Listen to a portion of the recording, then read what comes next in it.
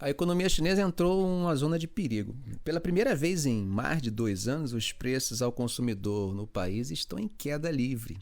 O fantasma da deflação que assombrou o mundo na crise de 29 está de volta. Só que agora a ameaça vem justamente da segunda maior economia do planeta, a que mais cresceu nas últimas décadas e acabou se tornando a grande fábrica do mundo.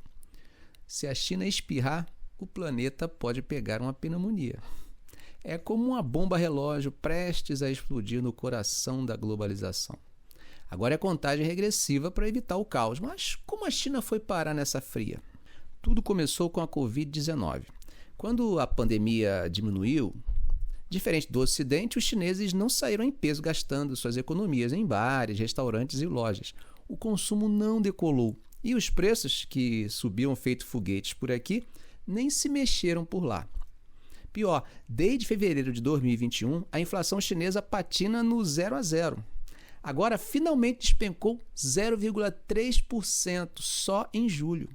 Números aparentemente pequenos, né? Ou seja, uma deflação de 0,3% é coisa pequena, mas pode-se pensar como um iceberg à vista da maior economia do mundo.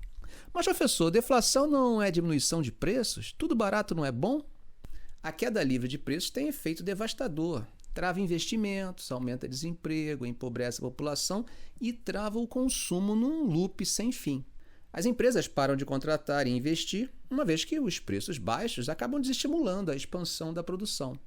Se a produção diminui, também diminui a demanda por matéria-prima, componentes e máquinas, o que acaba derrubando também esses preços. Para tentar reduzir a oferta em decorrência da queda da demanda, ocorre a demissão de empregados. Eufemisticamente, para não gerar briga, demissão dos colaboradores. Com menos emprego e renda, as pessoas compram ainda menos e a espiral infernal da deflação se retroalimenta. Um potencial impacto positivo de um período prolongado de deflação no país chinês pode ser a contenção do aumento dos preços em outras partes do mundo. No entanto, a contenção da inflação pode rapidamente expandir o processo inflacionário para outras partes do planeta. Quando pensamos nisso, podemos ter uma espécie de déjà vu. A maior crise econômica dos últimos 100 anos foi marcada exatamente pela deflação.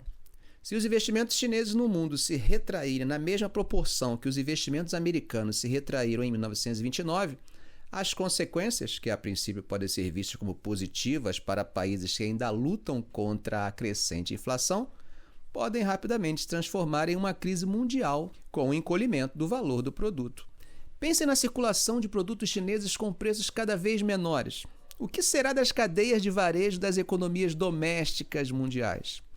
A consequência natural disso seria a diminuição dos investimentos e o desemprego sendo exportado para todo o mundo. Naquele contexto de 1929, a inflação, ao invés de vilão, era o remédio, o antídoto. Não podemos esquecer disso quando pensamos em crise deflacionária.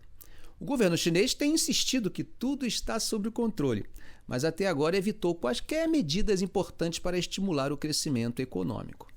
A visão de longo prazo chinesa não é facilmente compreendida por nós ocidentais, mesmo para aqueles da escola clássica da economia liberal que sempre valorizaram o longo prazo como o tempo do retorno ao equilíbrio e ao ponto ótimo da economia.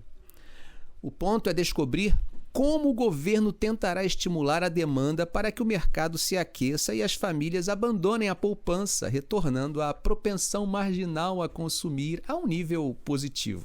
Acho que teremos que ver algumas medidas de estímulos significativas, incluindo diminuição dos juros e estímulos a investimentos e desestímulo à poupança.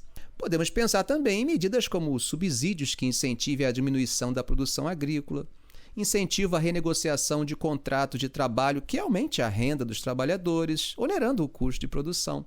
Essas são medidas que podem afetar a oferta e pressionar os preços em um primeiro momento.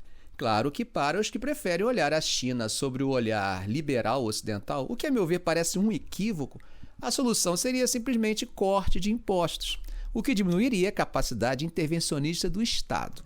Entender qual será a estratégia da China para enfrentar o problema é muito mais efetivo, muito mais eficiente do que querer vender ou pautar soluções para o gigante chinês.